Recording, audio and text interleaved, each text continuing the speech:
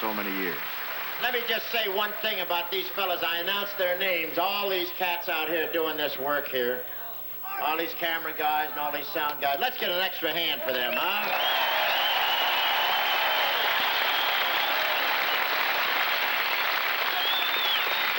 You know, Fran is going to sing a chorus of Silent Night, and then we want you all to join us in the second chorus.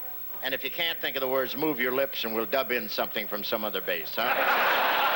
Here we go.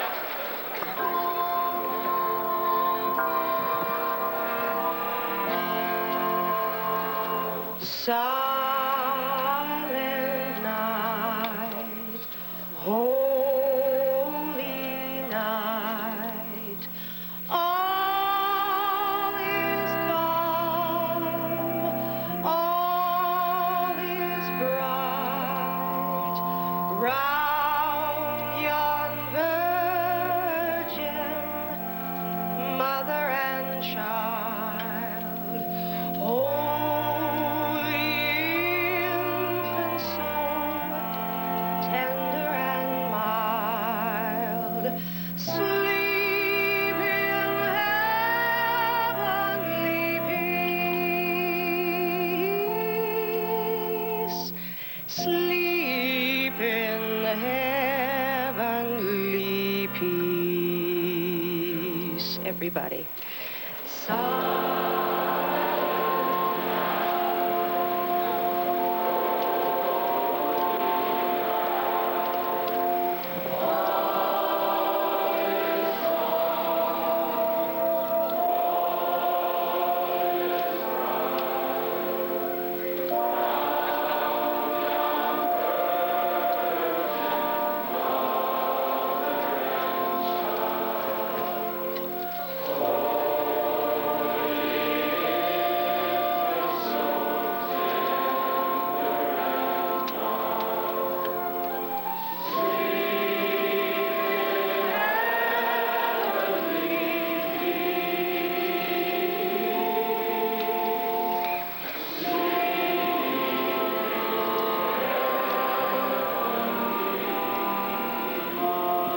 Have a great 73, and we'll all pray for peace. God bless you.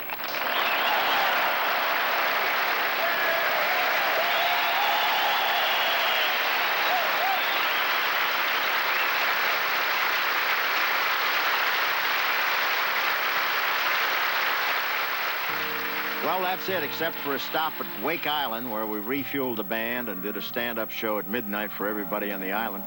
About 500 people jammed into the airport. Pretty good laughers for that hour. I hope I can be excused a little sentimentality as I look back over 22 of these Christmas trips and the millions of servicemen and women who responded to our efforts with warmth, enthusiasm, and affection. You know, these 22 years have been the most rewarding and fulfilling a performer could possibly wish for. Let's face it, all a teller of jokes really wants out of life is acceptance, applause, and laughs in the right places. Actually, my romance with the GI started way back in 1941 at Marshfield, California. And I still remember fondly that first soldier audience. I looked at them, they laughed at me, and it was love at first sight. And now here we are 32 years and 3 wars later, and we're still going steady. Over these past 3 decades, we've been around the world several times. We've gone from Thule, Greenland to Diego Garcia in the Indian Ocean, heard many languages and seen some strange customs. But that all seems to recede in the face of the grim reality of Vietnam. When we made our first trip to Vietnam in '64, we never dreamed we'd be making 8 more. We saw a lot of courageous fighting men from our country being baptized in guerrilla warfare, a very treacherous business. Yes, we saw mountains of men, guys who live with that murderous heat, who tasted the dust, or sloshed through the jungle mud in search of a cunning and resourceful enemy.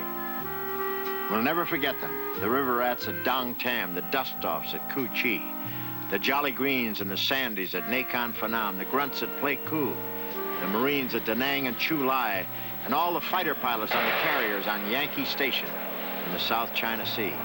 And just a couple of headlines ago, the B-52 pilots and crewmen who braved the flak-filled skies over North Vietnam. They all met the challenge with fantastic courage and good humor. Over the past 9 years, we've seen the number of men in Vietnam dwindle dramatically from a high of 500,000 to about 25,000 still there. You remember this scene? This is how we saw Long Binh a year ago. They were wonderful audiences. They waited for us in the rain and the heat, but nothing could dampen their spirits. Well, this is how Long Binh looks now. And this is how it should be. All those happy, smiling, beautiful faces are gone. But most of them are really where they belong, home with their loved ones.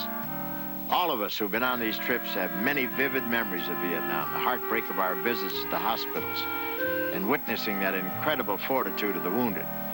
We remember the hospital ship off Da Nang, where Vietnamese children suffering from all the ailments that come with war were given expert care and treatment by our doctors and nurses. Everywhere we witnessed the kindness and humanity of our GIs. They went out of their way to help the civilian population with their time, their money, and their goodwill. I can tell you that they're more concerned with building and healing than destroying. We'll always be grateful to the many people who made these shows possible, men like Senator Stuart Symington, who started the whole thing, the late beloved General Rosie O'Donnell, who, as head of the USO, kept us safe and comfortable and smoothed out all the rough spots.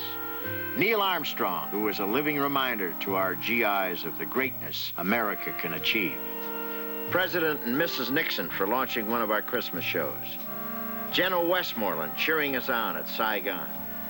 General Creighton Abrams giving the peace sign. And we'll never forget Admiral John McCain for his inspiring visits at Cu Chi and Da Nang.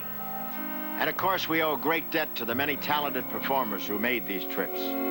Jerry Colonna, who was with me from the start, Carol Baker, Janice Page, Phyllis Dillard, Raquel Welch, Ann Margaret, Joey Heatherton, Barbara McNair, the one and only John Bubbles, Jack Jones, Vic Damone, Connie Stevens, Jill St. John, Anita Bryant, Kay Stevens, Elaine Dunn, Johnny Bench, Jim Neighbors, Lola Falana, Vida Blue, Linda Bennett, Bobby Martin, Gloria Laurie, Fran Jeffries, Rosie Greer, Phil Crosby, Suzanne Charney, Teresa Graves, Jan Daly,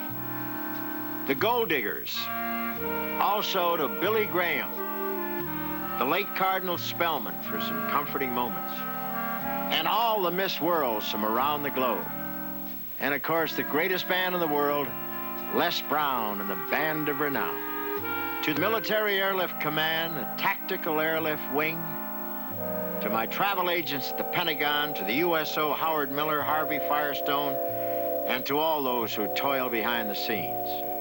And to the sponsors who picked up the tab for these pictures that we brought to the families of all these great Americans we met on these trips, my eternal gratitude. And especially to the millions of guys we played to in every latitude and every longitude around the world.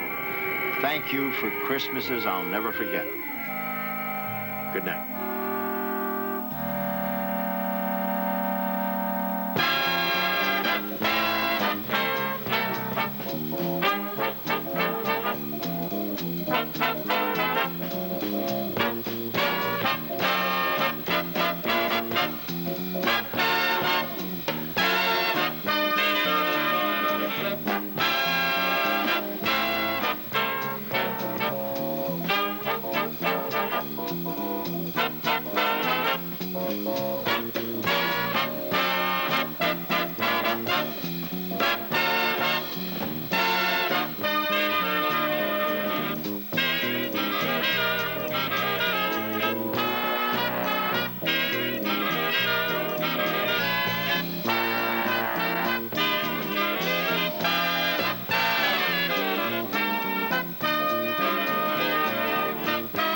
Frank Barton, inviting you to stay tuned for the Perry Como special, Cole Porter in Paris, next over most of these NBC stations.